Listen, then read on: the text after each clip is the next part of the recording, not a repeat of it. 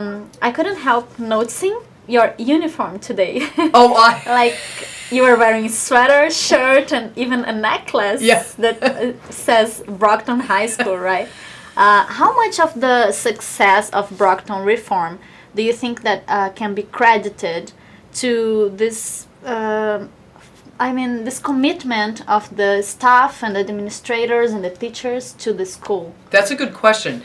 You know what? I would say there is a group of people. I mean, we're all very committed now, but it is funny. It's Friday, and that's when we tend to wear our Brockton clothes. I mean, we're not usually in all Brockton stuff unless we have spirit days.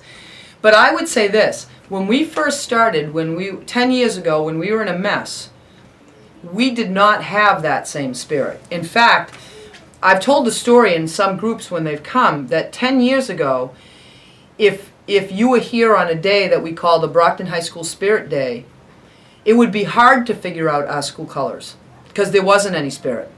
That's not to say that there were committed teachers and so forth, but there wasn't the same spirit that you see now and feel. Like you probably saw when you were walking in the cafeteria. Yeah.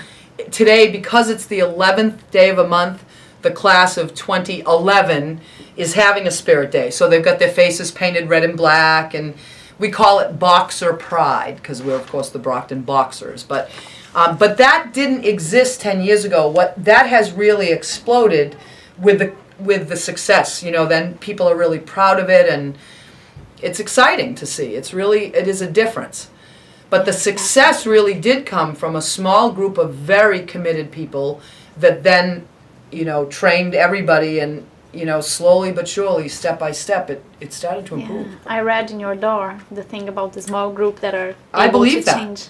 I absolutely believe that. I use that quote all the time from Margaret Mead.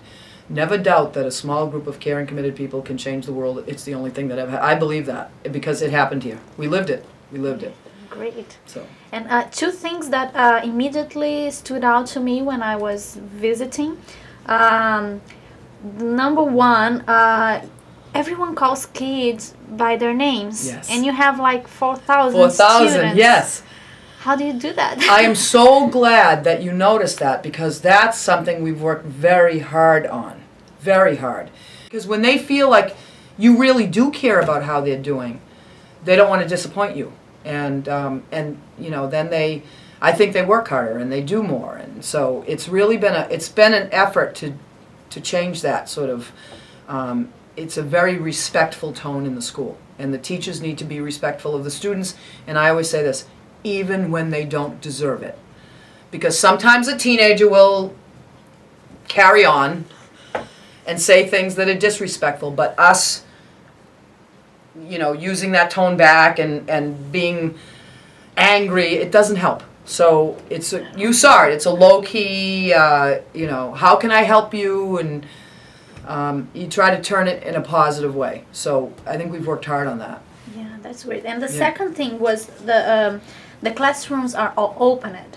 They have big windows and the doors are always open. Yes. And the ones that weren't, we just entered in the room and it's normal. Yes. So yes, it how is. did you get to this point?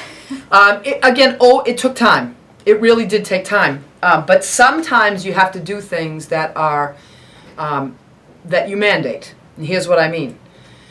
We absolutely had for a period of time people building walls on their windows. Big giant posters would go up so that we couldn't see in.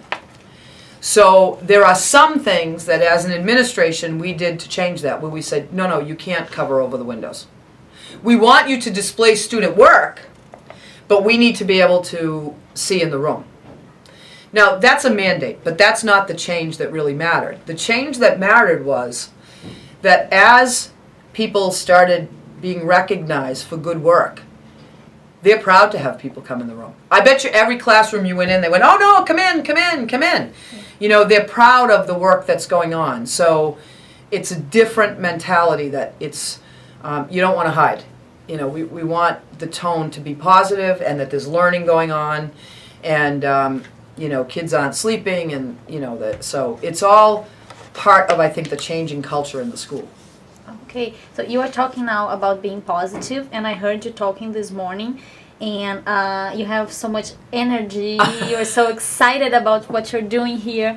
But it started long ago, right? 10 years ago. Yep. And were you negative at some point? I mean, was there a moment when you didn't believe it was going to work at all?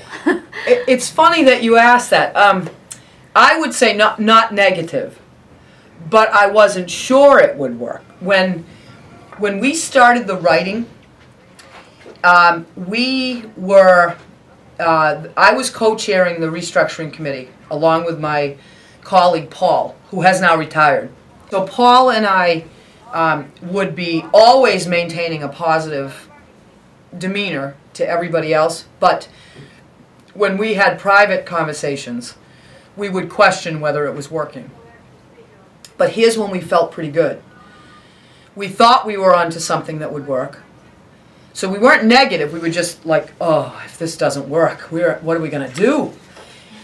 But then, when the kids took the test that first year that we had done the writing, now we have to monitor the test because it's high security and everything, so we're walking around.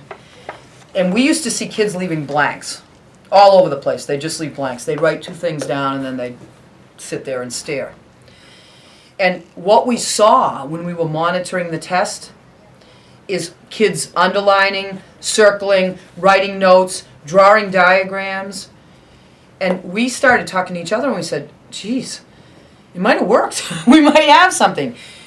And the time when we really got people to buy in was when the scores came back, because the kids take the test in the spring, in April and May.